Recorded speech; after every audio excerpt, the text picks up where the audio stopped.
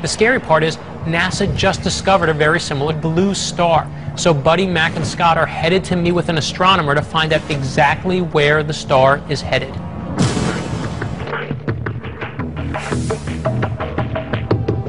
I think you're referring to HE 0437. It's an amazing object. Maybe one in a million, maybe one in a billion.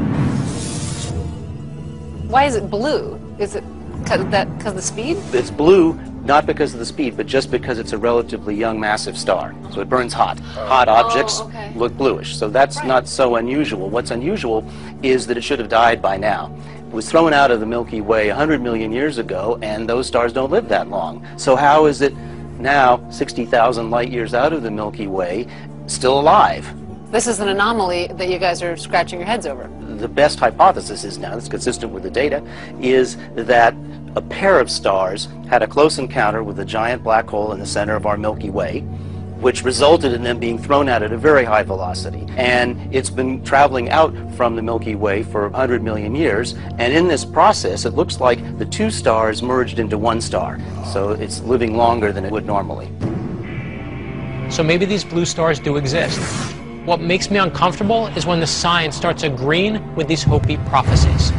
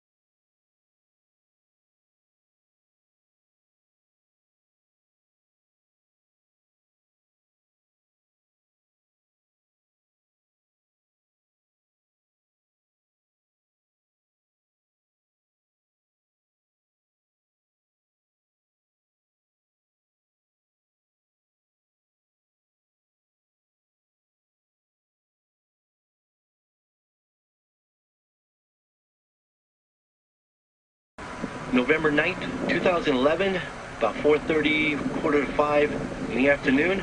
I'm in southwest Arizona, and this is day 2, filming this mysterious spot just below and to the right of the sun. I have no idea what that is. I never stake claim to what actually I think it is. I don't know what it is.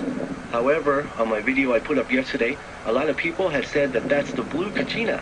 Well, I did not know what a blue Kachina was, so I Googled it, and sure enough, there are other people who are capturing similar pictures as this one and labeling it as the blue Kachina.